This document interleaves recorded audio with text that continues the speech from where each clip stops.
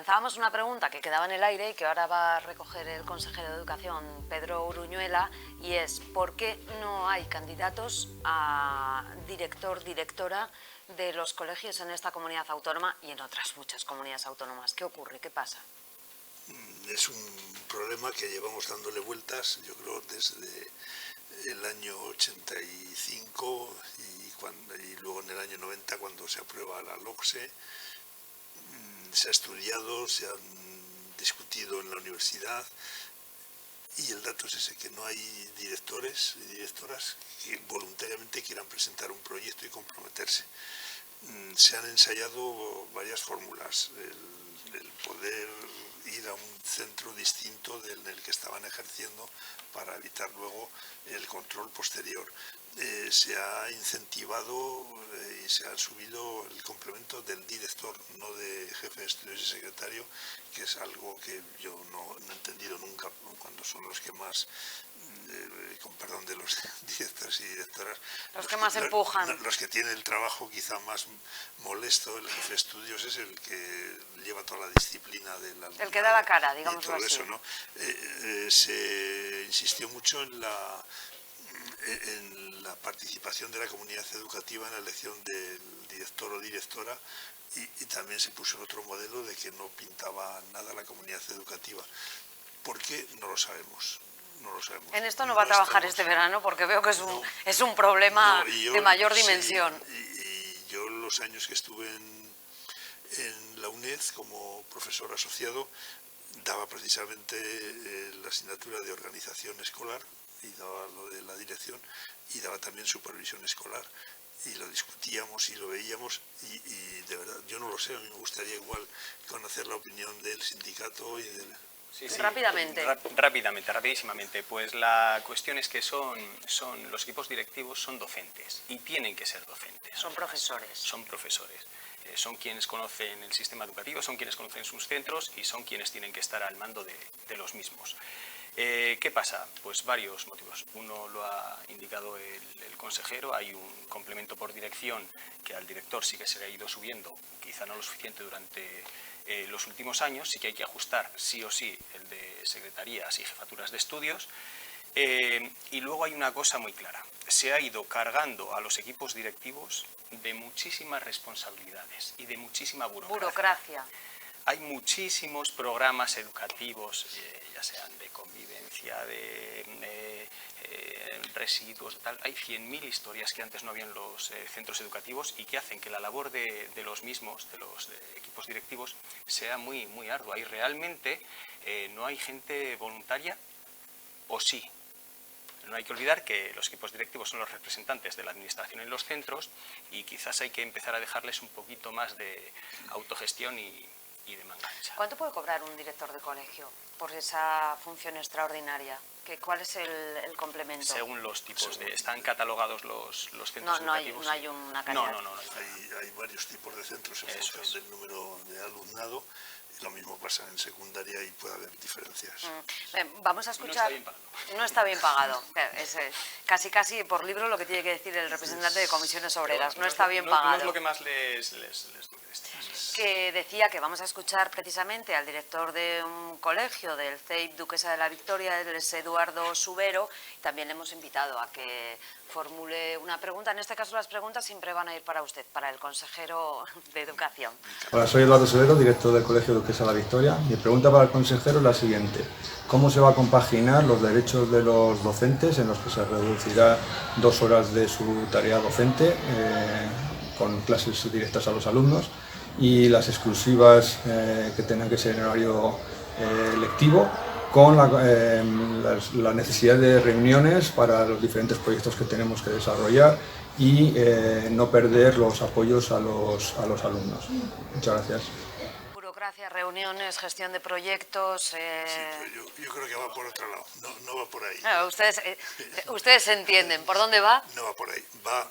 Porque hemos llegado a un acuerdo con los sindicatos, llegamos ya el año pasado, de reducir este curso, se ha reducido 1 hora de tiza para entender... La carga lectiva. Exacto, la carga lectiva. Vale.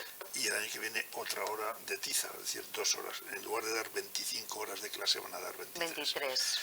Y esas 23 horas son reducción real, o sea, es decir, no es para que haga otra cosa y tal.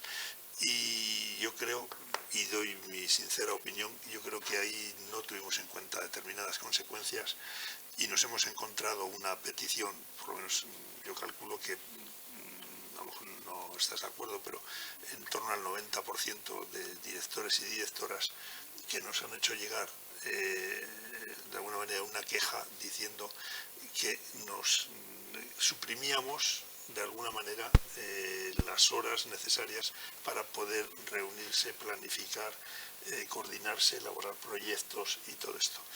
Y queremos reunir de nuevo a los sindicatos, queremos hablar con ellos, plantearles estas necesidades que nos están diciendo los directores y llegar a un acuerdo. Yo creo la propuesta, y creo que no descubro nada y tal, que queremos hacerles es que evidentemente las 2 horas que pierden de tiza las tienen que hacer en el colegio, el horario de permanencia es de 9 a 2, pero que haya 3 horas, una para atención de padres y madres y las otras 2 para coordinación, para elaboración de proyectos, y si hay que celebrar un claustro, pues para celebrar un claustro, aunque esa semana no hagan la reunión que correspondiera de elaboración de proyectos.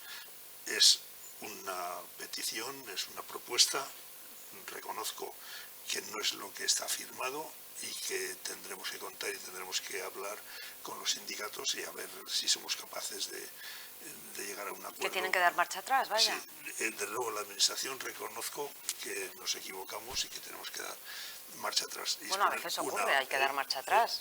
Quiero decir que también es valiente decir nos equivocamos yo lo digo claramente, y que no llegamos a un acuerdo, lo firmado es lo que está firmado 27 horas. Y es lo que hay que cumplir. Y es lo que si no se cumplir. llega a un acuerdo... Yo creo que podemos llegar a un acuerdo para 1 hora más y salvamos las 2 de cooperación, colaboración, elaboración de proyectos, más la hora de atención a padres y madres, que eso creo que es sagrado.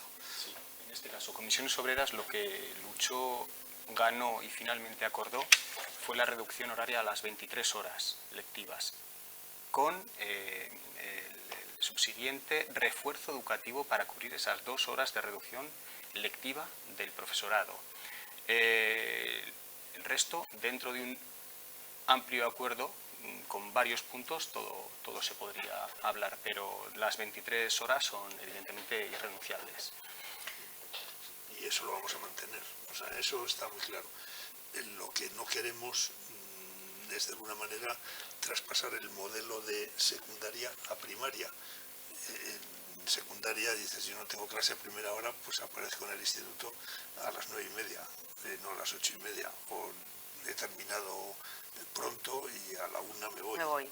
Eso es lo que no queremos. Es decir, la permanencia va a ser de las 25 horas, pero en esas 2 horas no se le puede mandar que hagan nada lectivo, y por otro lado el compromiso que tenemos, y eso sí que lo queremos cumplir, es que decir, en este centro ¿cuántos profesores hay? 40. Bueno, pues son 80 horas que hay que cubrir con profesor exacto, más o menos.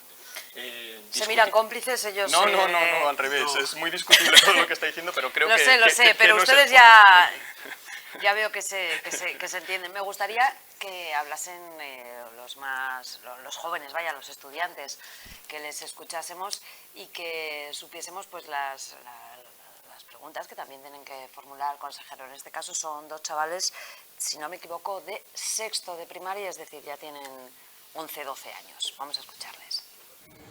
Hola, me llamo Samuel, soy del Colegio Obispo Blanco Nájera y mi pregunta es ¿por qué cada poco tiempo cambiáis la ley de educación? Gracias. Mi nombre es Irene Domínguez del Colegio Obispo Blanco Nájera de Logroño y mi pregunta es que ¿cómo nos afectan a los niños de los colegios tus decisiones? Gracias. Bueno, para empezar que sepan que el consejero se lleva trabajo a casa todos los días. Nos decía antes que llega bueno, pues que se lleva sus preocupaciones a casa. Y eso ya lo habíamos hablado antes, ¿no? Y una legislatura sin cambio de ley, ¿por qué? Vamos a ver, yo creo que hay que puntualizar un par de cosas. Primera cuestión, solamente yo soy de los que defiende, y lo escribo y lo diré siempre, que básicamente ha habido dos leyes educativas, nada más. Hubo en su momento la LOECE, hubo también otra ley, pero a la hora, lo que es la ley que regula el plan de estudios, el currículo, y que regula la organización de los centros, solamente ha habido dos. La LOE, LOE, y por otro lado la LOCE y la LOMCE. Son dos modelos distintos. Segunda cuestión, yo creo que más de uno y más de dos hemos luchado y nos hemos esforzado y hemos hecho planteamientos para conseguir que hubiera un acuerdo educativo que nos permitiera vigilar. Yo puedo decir, y no descubro nada nuevo, yo estaba en Madrid entonces, y estuve en un grupo de trabajo con comisiones obreras haciendo, cuando era ministro Ángel Gabilondo, una propuesta que se discutió, se negoció, estuvo muchas horas haciendo ese esfuerzo y tal. Y incluso habíamos quedado en firmarlas un martes a las 5 de la tarde en el Ministerio, en el Salón Goya.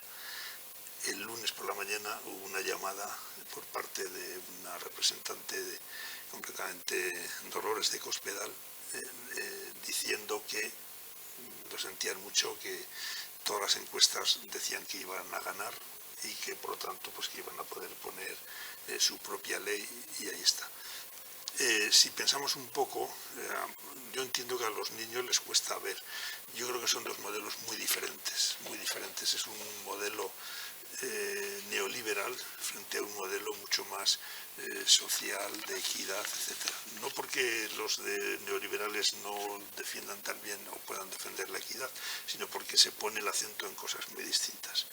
La ideología del esfuerzo, la meritocracia, el olvido de las condiciones socioeconómicas en las que está un alumno o una alumna, responsabilizándole de todo, la ideología del esfuerzo, es decir, yo ya te he dado lo que tú necesitas, si no sales adelante es porque no te has esforzado suficientemente. Y las condiciones socioeconómicas, las condiciones familiares, las condiciones culturales en las que está ese chico o chica no influyen para nada. En el otro modelo pues también tiene su, o sea, yo no estoy diciendo que sea el mejor ni mucho menos, pero sí que el fundamental es el éxito de todo el alumnado. Estamos hablando de un derecho básico como es el de la educación, estamos hablando de que es una educación obligatoria y básica, y que lo normal es que aprueben todos y todas. Es que para eso es la ley. Y entonces esos dos planteamientos chocan mucho. Y por eso resulta muy difícil el que nos pongamos de acuerdo y tal, y más en un país como el nuestro, que yo creo que lo que nos falta a todos es capacidad de diálogo, yo me incluyo también, capacidad de diálogo, capacidad de escucha, capacidad de llegar a acuerdos, de poder tener un marco que nos permita incidir en determinadas políticas, sabiendo pues que puede venir otro detrás que haya ganado legítimamente las elecciones y pueda hacer... Un país absolutamente polarizado. Justamente quería preguntarle, aquí no está la educación concertada, sus representantes, porque no han querido venir, porque no se han querido sentar en esta mesa a dialogar y a debatir por sus razones, las que sean. Yo no sé si siente que su defensa férrea de la educación pública desde el momento en que llegó al puesto, la actual presidenta en campaña electoral ya lo dijo, soy la presidenta de lo público, seré la presidenta de lo público, ha sido en cierto modo un ataque a la concertada, o la educación concertada ha podido sentirse atacada. Es evidente que la educación concertada se ha sentido atacada y como tal lo vive. Lo que yo no sé si tiene datos y tiene fundamentos para decir esto es así. Yo le puedo hablar de más de un colegio de la concertada que personalmente han venido a decirme teníamos otra idea de usted, nos ha ayudado, vemos que tiene interés en el alumnado y que cuando le hemos pedido algo en concreto y estaba justificado nos ha hecho caso. Evidentemente el 65%, lo decías antes, está en la pública. Claro, si yo voy por San Román de Cameros y quiero poner allí un aula que hay 4 críos de 2 años y me las veo y me las deseo y no la vamos a poder poner porque no encontramos un solo hueco y tal, en el colegio no caben porque el colegio es una antigua casa usada para otras cosas. ¿Dónde está la concertada? ¿Quién atiende a los alumnos y alumnas de la sierra, de la zona rural y de todo esto? ¿Dónde están? Pues están fundamentalmente donde hay concentración de gente y por tanto donde hay de alguna manera negocio, eso, ¿no? Yo voy a hacer a lo mejor una cosa que puede molestar, pero no es mi intención ni mucho menos. A mí no me interesa la red concertada, me interesan los alumnos y alumnas que están en la red concertada y apoyarles y darles los medios y tal, pero lo que es la red, igual que a mí ellos no me permiten que yo entre y regule y plantee cosas en relación con el profesorado, y me lo recordaron por escrito diciendo: no se olvide que el profesorado pertenece a empresas privadas y que usted no tiene competencia cuando la COVID y todo aquello, ¿no? Es decir, a mí el alumnado me interesa muchísimo y los defenderé, sean de la pública o de la concertada, pero a la vez estoy convencido que quien garantiza el derecho a la educación para todos en igualdad de condiciones es la escuela pública, y esa es una convicción que la llevo viviendo de toda la vida, Ha dicho 3 o 4 cosas que no son políticamente, digamos, correctas, permítame que me lo diga así, o por lo menos que no van a ser bien acogidas en determinados lugares. A mí no me interesa la concertada, me interesan los alumnos que realmente están en la concertada, y los defenderé todo lo que haga falta, y a muerte si hace falta. Pero lo demás, yo reconozco que no es y que hay concertada y concertada. Y digo también. Y yo tengo otra opinión, o sea, que no es lo mismo determinados colegios que otros. Es decir, vamos a hablar las cosas. Yo creo que también que la pública no se conoce bien, tienen que saber que la calidad es buena en la pública también, y promocionarlo desde la consejería más todavía. Bueno, yo creo que ya había promoción, es decir, que no le veo déficit ahí, ¿eh? En este caso, Comisiones Obreras, como sindicato sociopolítico que somos, evidentemente no defendemos para nada un estilo, un tipo de educación neoliberal que comentaba antes el señor consejero. Y respecto a la concertada, cuando hablamos de corresponsabilidad, cuando hablamos de tasas, cuando hablamos de ciertas cosas que son muy incómodas para ellos, pues no les gusta.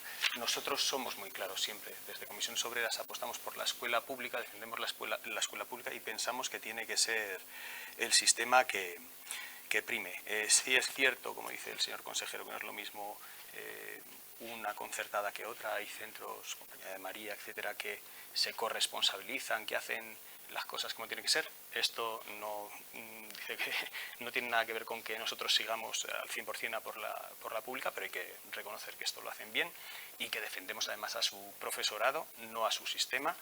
Pero es que es una cuestión de ¿a quién quieres más, a papá o a mamá? Pues no, es el sistema que creemos en él, y es el público, por lo que ha dicho también Marisol, que es el que realmente te asegura esa equidad y esa formación integral.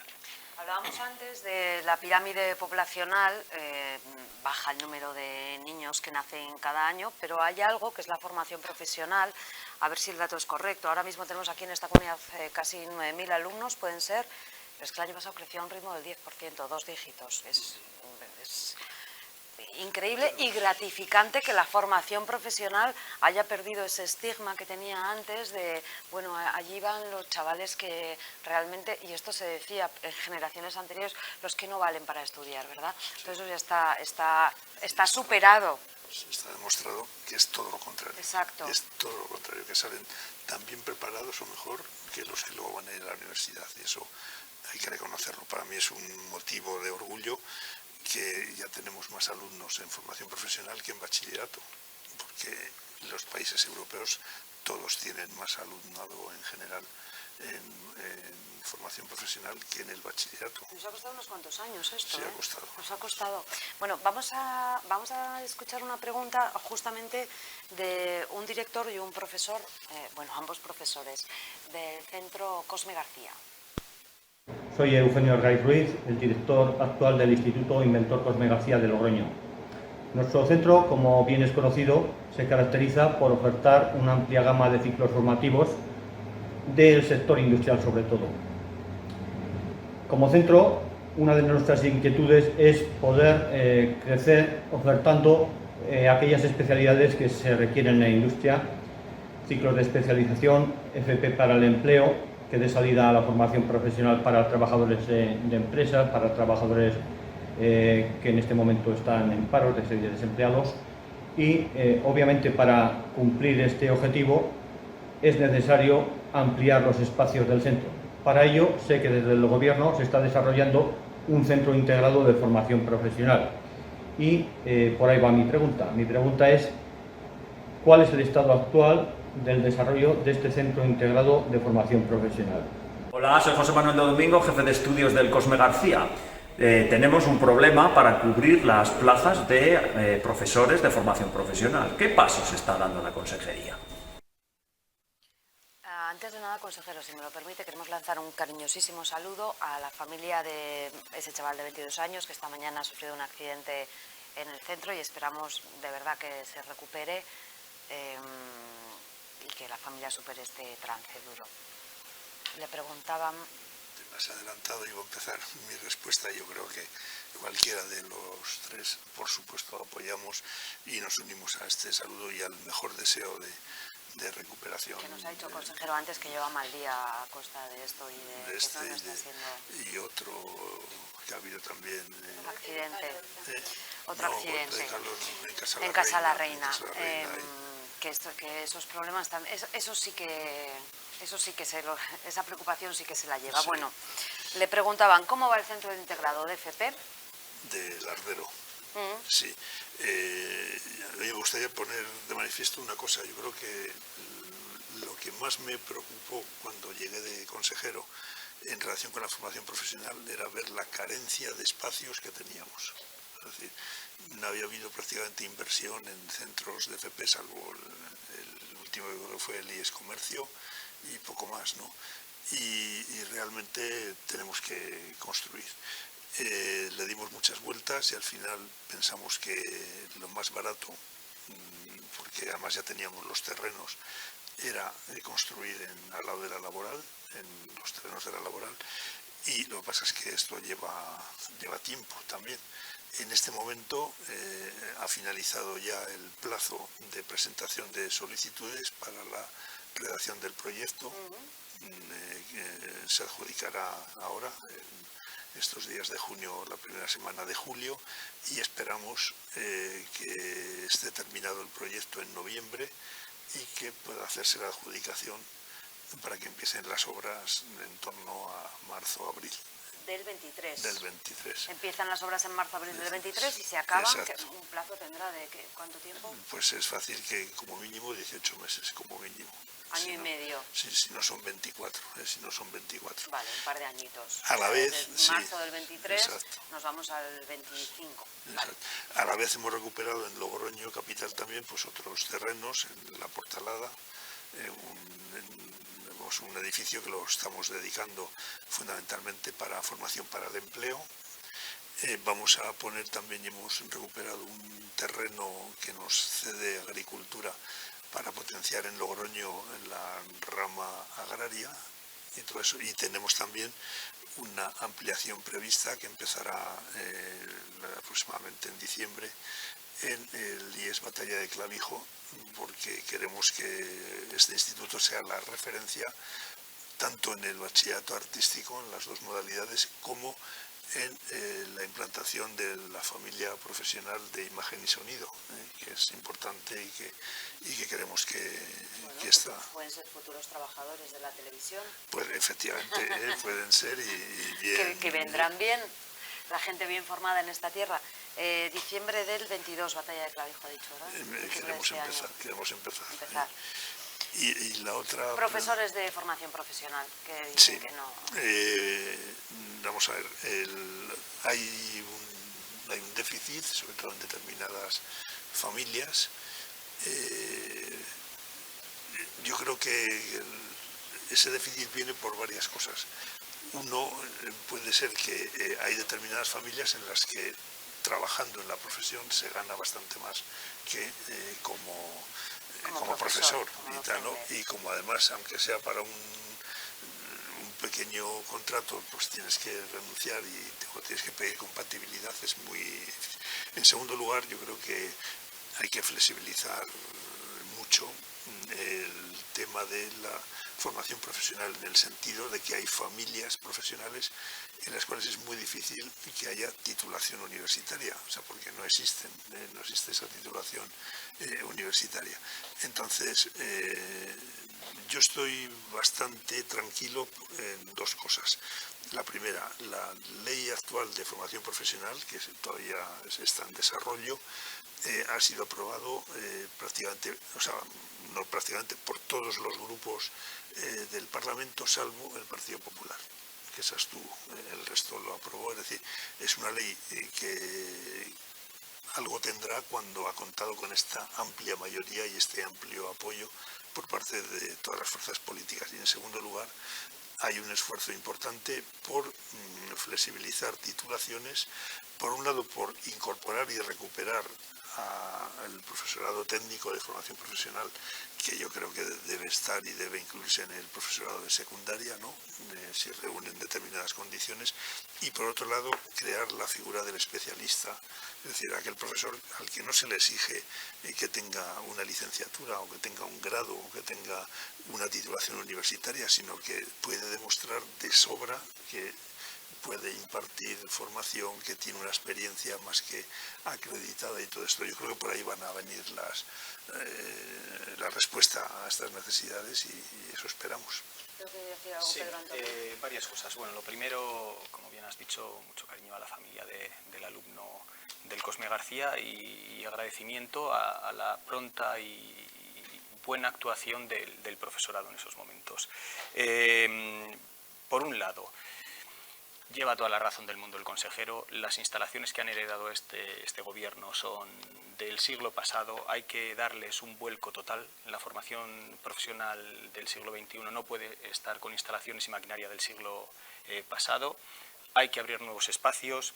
Hablábamos de un centro integrado en Calahorra que se dejó en el acuerdo de gobierno. Hablamos de un nuevo centro en el barrio de Los Lirios.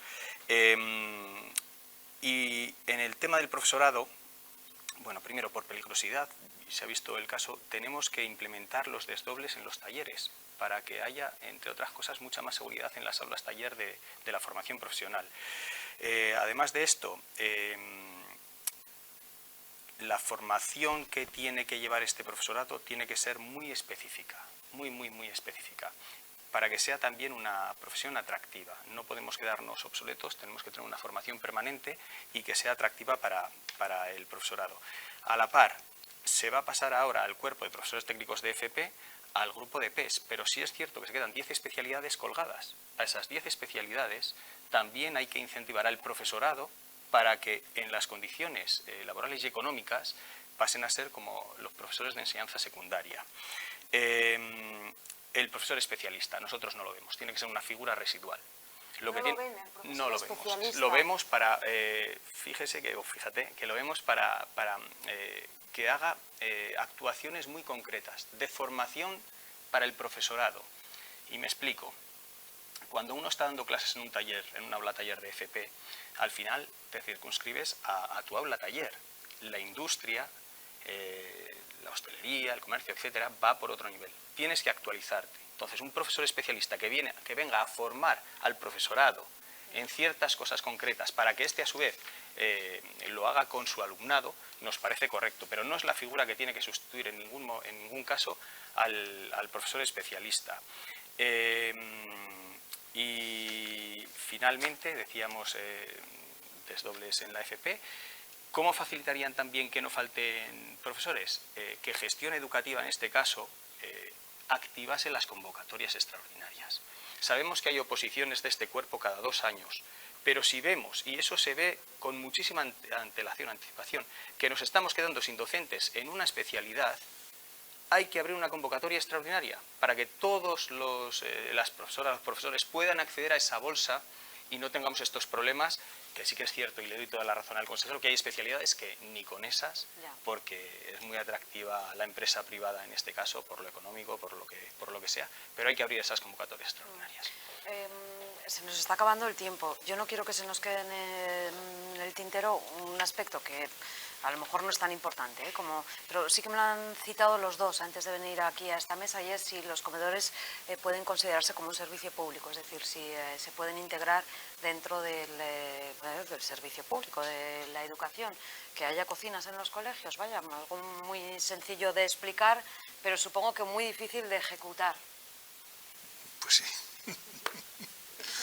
La calidad no tiene comedor, cocina in situ, la calidad es bastante mejor. Yo no sé si saca la calculadora y le salen las cuentas, empieza a meter partidas y no... Yo reconozco una cosa, yo como padre y madre, mis 3 hijos fueron al colegio público, se quedaban al comedor y vivimos en su día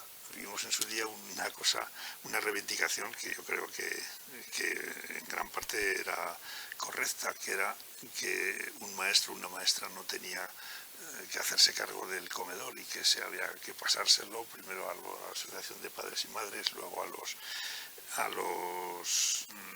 a las empresas, externalizarlas, etc.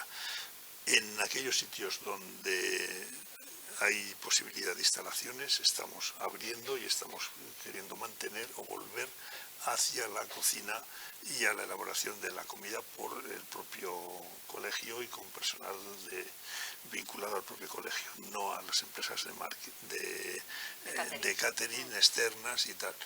El problema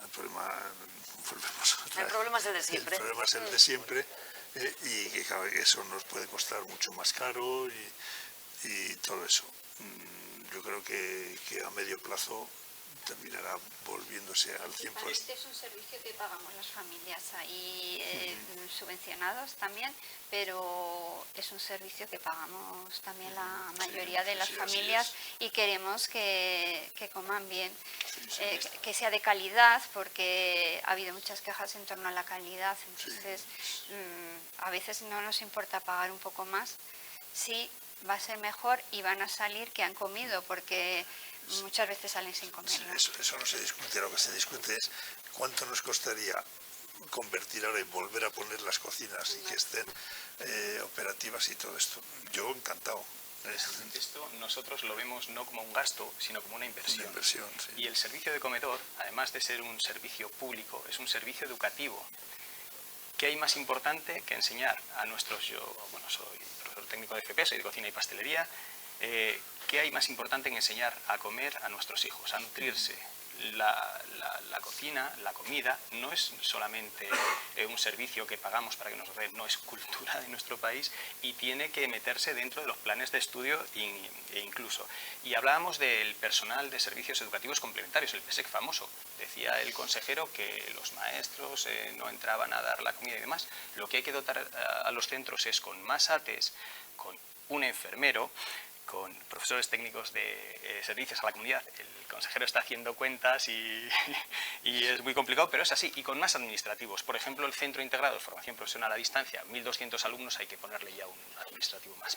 Comedores escolares.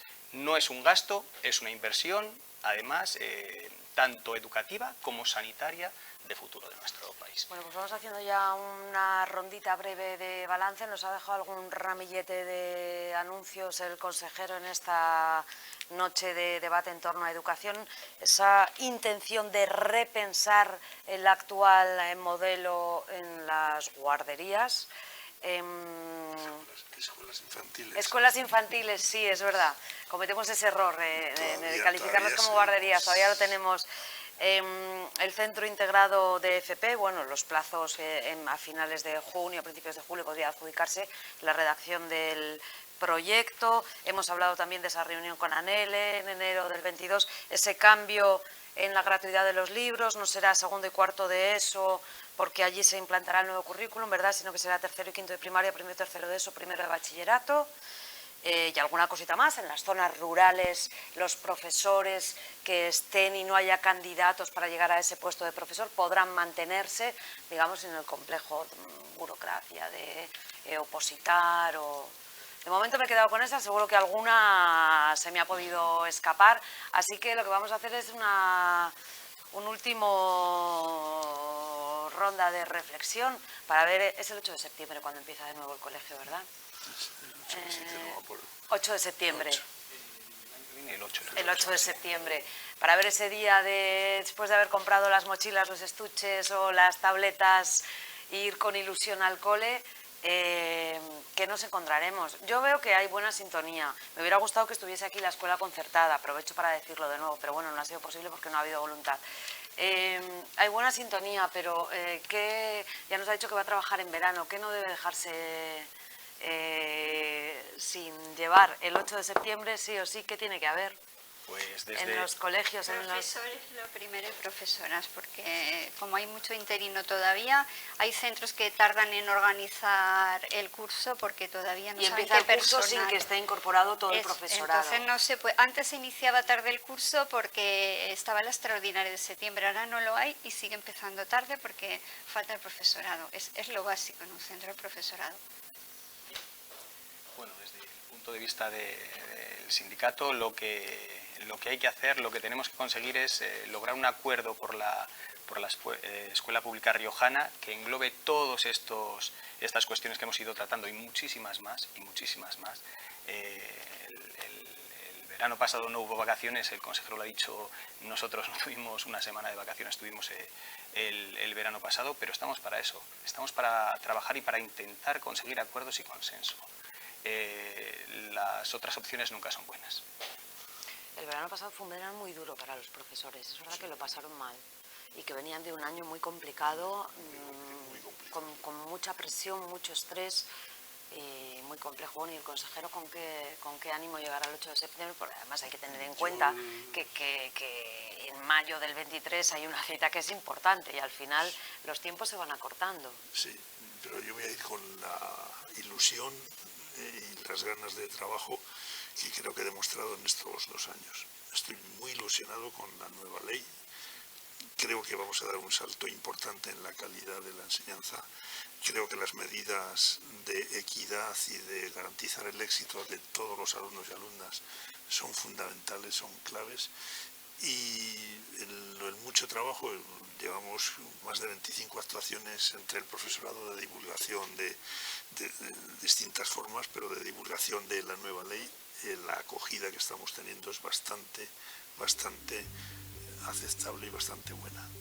Yo voy a venir con mucha ilusión y espero encontrarme en general en la comunidad educativa, es decir, tanto el profesorado como los propios padres y madres, la misma ilusión y las mismas ganas de sacar adelante esta nueva ley. Bueno, pues señores, con nueva ley, con ilusión, el 8 de septiembre, muchísimas gracias a los 3 por participar en este debate y seguro que algunas cosas hemos aclarado a los espectadores. El 8 de septiembre empieza el curso. De momento, lo que vamos a decir a padres, madres, profesores y alumnos es que descansen un poco. El 27 acaban las clases, vamos a tomarnos un respiro, vamos a dejar que el consejero trabaje también en agosto algo desde la playa y el 8 de septiembre pues arranca el nuevo curso. Por supuesto, esta cadena estará ahí para contárselo. Gracias por acompañarnos.